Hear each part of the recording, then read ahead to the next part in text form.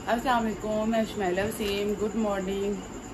तो मुझे इतने ज़्यादा कमेंट्स आ रहे थे कि आंटी को क्या हुआ, क्या व्हाट्सएप पे भी आप अपनी अम्मी को लेके बहुत सीरियस है। जैसे डेली अम्मी घर जाती हूँ, कभी 1-2 दिन बाद बुफा को घर जाता है, ऐसे बस अम्मी घर जाना, अम्मी ने नॉर्मल रहना भी बस ठीक है, ठीक हो जाऊंगी, तकलीफ नहीं इतनी है, बस बर्दाश्त हो रही है, ये वो बेल्ट लगी हुई है, मेडिसिन वगैरह खा रही है, मसाज करवा रही हैं। तो जब मैं ये रह के तब मैंने देखा अम्मी को बहुत बहुत ज़्यादा तकलीफ है।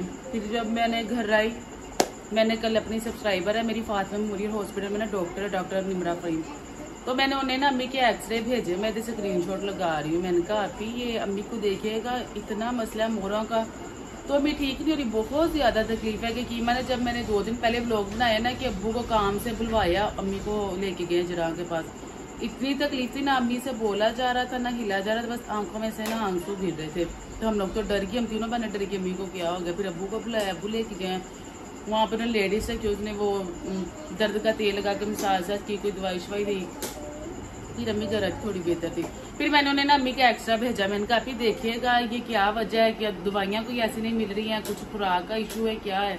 तो उन्होंने ये देखे सर्कल लगा के ना मुझे भेजा, कहती आंटी के देख लें कितने मोरों में बहुत ज्यादा गैप है और जो उनकी हड्डियां ना वो टेढ़ी हो रही हैं, कि इनका सिर्फ एक ही हल है कि आप ना जल्द से जल्द ना अपनी अम्मी का ऑपरेट करवा लें मोरों का।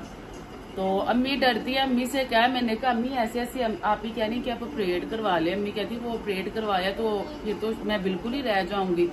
हमें नहीं पता इस ऑपरेशन में क्या होता है। ऐसे जब अम्मी को रसोलियाँ थी तब भी हम लोग बहुत डरते थे, अम्मी ने बहुत बर्दाश्त किया कि ठीक हो जाए, पर अम्मी ठीक नहीं थी। और फिर आखिरकार अम्मी ने ना रसोलियों का ऑपरेशन करवा लिया, वो तो जान छूट गई।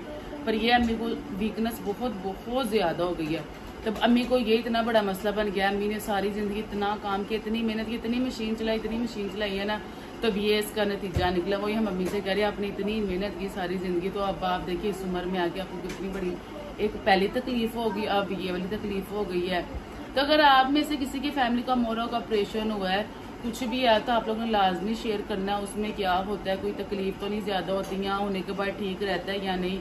भी ऐसी आइडिया ले लेना चाहिए। जैसे अम्मी का रसोलियाँ था ना, जैसे मारिया का अम्मी का ऑपरेशन हुआ था, तो जो अम्मी के पास आती थी ना, सबने ये कहा था बाजी गंगाराम करवाई, गंगाराम बहुत अच्छा होता है। तो वाकई की माने अम्मी ने गंगाराम से अपना ऑपरेशन करवाया था और उन्होंने बहुत अच्छा कवर किया था, माशाल्लाह अम्मी ठीक हो गई थी। तो ऐसे अगर आप में से किसी के दिल में हो कि हाँ आप ही ऑपरेशन करवा ले, हमारी फैमिली में कोई इतना बड़ा मसला नहीं, बंदा सेहत ही आप हो जाता, कोई ऐसे बात नहीं है। वैसे उन्होंने यही कहा कि नहीं वीकनेस बहुत बहुत ज्यादा, जितना हो सकता है अपने देसी घी कीमा सारी चीजें ये करके दें। अब और भाई तो अपनी तरफ से बड़ी कोशिश करते हैं।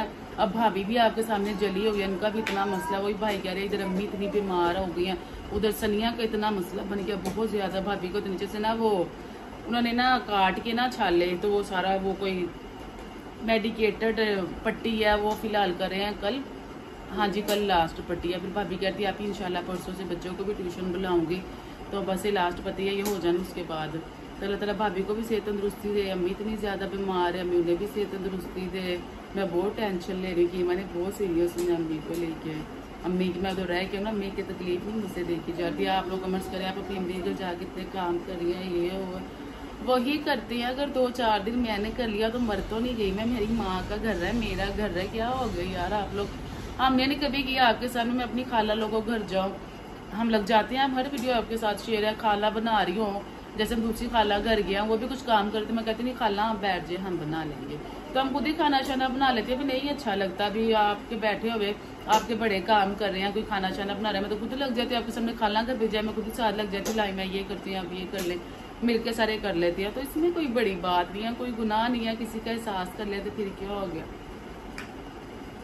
हमने नहीं करना तो किसने करना है। हमने अपनी अम्मी को, मेरी बहनें हैं भाभी की माने मेरी अम्मी को काम नहीं करने देती, और मेरी अम्मी ने आज तक देख लिया मेरे घर आके गिलास यहाँ का उठा के, या आपने कभी वीडियो में देखा खाला ने भी मेरे घर में आके काम किया, मैं नहीं करने देती। मैं कहती हूँ नहीं आपने किसी चीज को हाथ नहीं लगाना, मैं खुद ही कर लूंगी, आप छोड़ दे।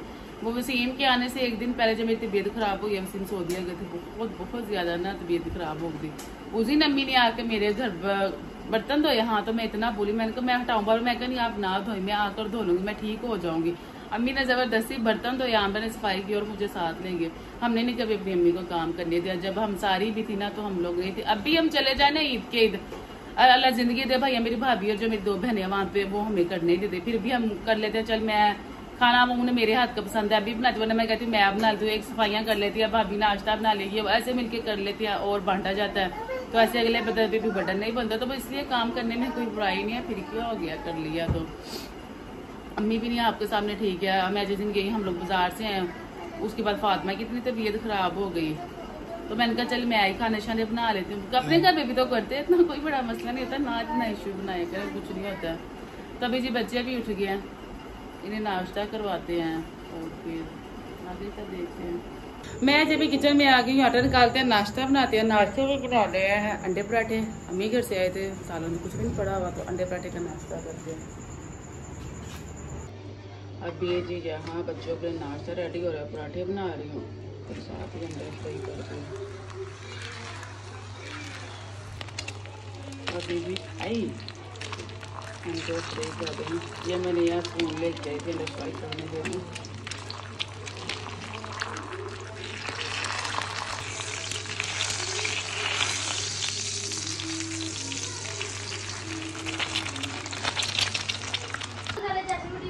नाश्ता जी यहाँ पर मैं ले आई हूँ, सब करते हैं नाश्ता। अंडे साथ पराठे चलाओ जनाब, नाश्ता करो। लगा लिया मोटू पतलू, अब इनको फ्रेश भी करवा दे, फिर नाश्ता करवा लो। चलाओ नाश्ता जी बच्चों को करा दिया, उन्हें मैंने कपड़े भी चेंज करवा दिए हैं। तो अभी जी मैं कर धो लगी हूँ कपड़े धो ले, बेडशीट वगैरह सारी अंदर से चेंज कर दिया, तो कपड़े धो के फिर आपसे मिलते हैं। मैं कपड़े धोकर ही फ्री हुई थी, इतनी तेज़ बारिश आ गई, बारिश रुकी, फिर दोबारा मैंने सारे कपड़े डाले, यहाँ पे डाल दिए बच्चों के, यहाँ पे बाकी यहाँ पे। अभी जी दोबारा मैंने कपड़े उतार दिए, बस उधर तौलिया पड़ा और दोबारा बारिश स्टार्ट हो गई। सुबह की इतनी तेज़ धूप थी, मैंने मशीन लगाई तो कपड़े धोकर फ्री होते बारिश शुरू हो गई, तो कपड़े दोबारा मैंने उतार के उधर डाल दिए, अंदर डाल दिए। तो भी किचन में चलते हैं, शाम के खाने की तैयारी करते हैं। आज शाम के खाने में हमने बनाने हैं मसर चावल, और मैंने यहाँ पे रख दिए थे मसर। गैस बहुत कम आ रही, लोड शेडिंग गैस की मसर बन रही है, इतनी कम गैस आ रही है ना, यकीन माने मुझे गुस्सा चढ़ रहा है। अभी ये दाल को तड़का लगाने लगी, कुछ 4 घंटे हो गए दाल को पकते। यहाँ जी फाइनली मसर बन गया, और यहाँ चावलों के लिए पानी रखा।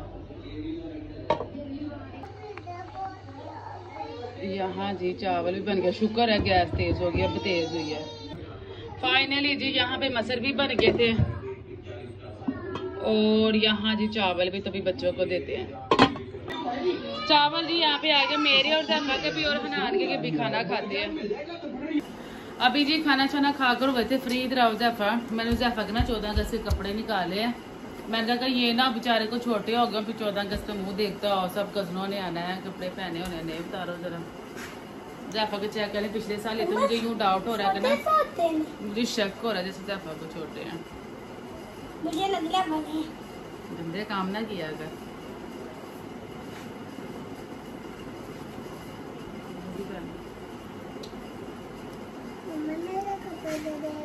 आपके उधर अलमारी में पड़े हुए तो दिखाओ जैफा। नहीं आपके वो उधर पड़े हुए हैं, थोड़ा आगे तो वो देखो। पजामा नहीं नजर आती, कोई नजर आ रही। उतारो, ये लो, ये पहनो, फिर इधर ऊपर खड़े हो। सही है यार, मैं तो छोटा हो तो सही। ओह बट्टा ना मेरा खींचा करो, मुझे इतना इन पे गुस्सा चढ़ता है ना, इसकी गंदी आदत है। इसने बाजार भी जाना ना, इसने मेरा दुपट्टा पकड़ के यूं करते कई चने, जैफा ना करो, जैफा ना करो, ये ऐसे करता, मुझे इस पर बहुत गुस्सा चढ़ता है। ऊपर चढ़ो जरा, इधर ऊपर है इधर ऊपर आओ, आओ इधर, ध्यान से आराम से खड़ा होगी। इधर आप आमा सही करो, सही थोड़ा पीछे हो। एक पजामा ऊपर किया हुआ है तो नीचे कसम से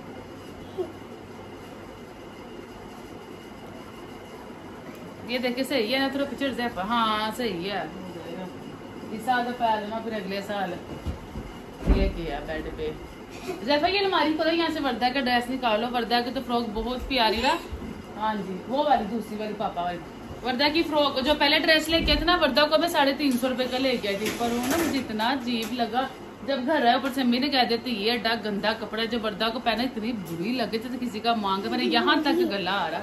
फिर अल्लाह भला करे। हाँ उतारो यही वाला उतर है उतारो सही तरह उतारो हैंडल के। हाँ फिर अल्लाह भला करे अंकल ने मुझे पैसे दे दे। फिर ये 400 रुपए की फ्रॉक हुई। मेरी बहन कहती मैं भी ना 400 रुपए की लेके आई अपनी दोनों बेटियों की फ्रॉक। देखिए कितनी प्यारी वर्दा की। व्हाइट पजामा वर्दा का बिल्कुल नया पड़ा वो भी नहीं पहना। और एक जो ईद की फ्रॉक जब कायनात को ससुराल गए थे उसके साथ भी व्हाइट पजामा मैं निकर पहना देती। मैंने तो गर्मी बहुत है तो उनमें से कोई भी व्हाइट पजामा पहना देंगे। और ये ऐसे है कि बाद में भी पहना जा सकता है ना। बहुत प्यारा है ना वर्दा की फ्रॉक बहुत प्यारी है ये। नहीं आप रहने तो आपको तो पूरी है। और हनान की भी शर्ट हनान को पूरी होनी है।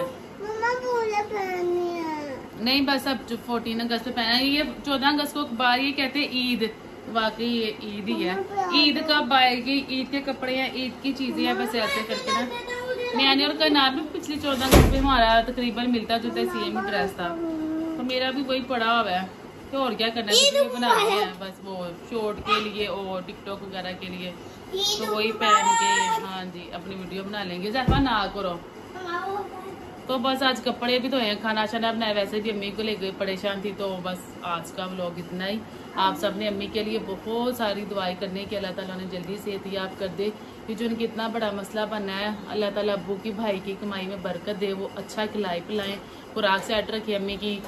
अभी भी अच्छा ही करें अपनी तरफ से फिर मजीद अच्छा हो जाए कि जो उनकी वीकनेस अल्लाह करे जो कमी पेशी है वो ऐसे ही पूरा हो जाए।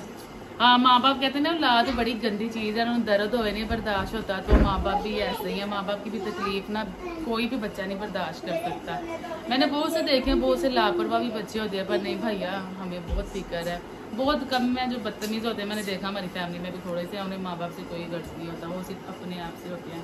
पर नहीं जी माँ बाप तो माँ बाप होते हैं उनका करना चाहिए। उन्हें सारी ज़िंदगी आपको संभाला प्यार किया तो उन्हें उनकी तकलीफ नहीं देखी जाती। इंसान कहता है मेरे पास जो आए सब कुछ मेरे माँ बाप पे लग जाए बस मेरे माँ बाप ठीक हो जाए। तो अल्लाह ताला जी हमारे माँ बाप को आपके माँ बाप को सेहत तंदुरुस्ती दे आमीन। तब मैं ब्लॉग करते हैं यहीं पे इंशाल्लाह आपसे मुलाकात होगी कल एक नए ब्लॉग के साथ। अल्लाह हाफ़िज़।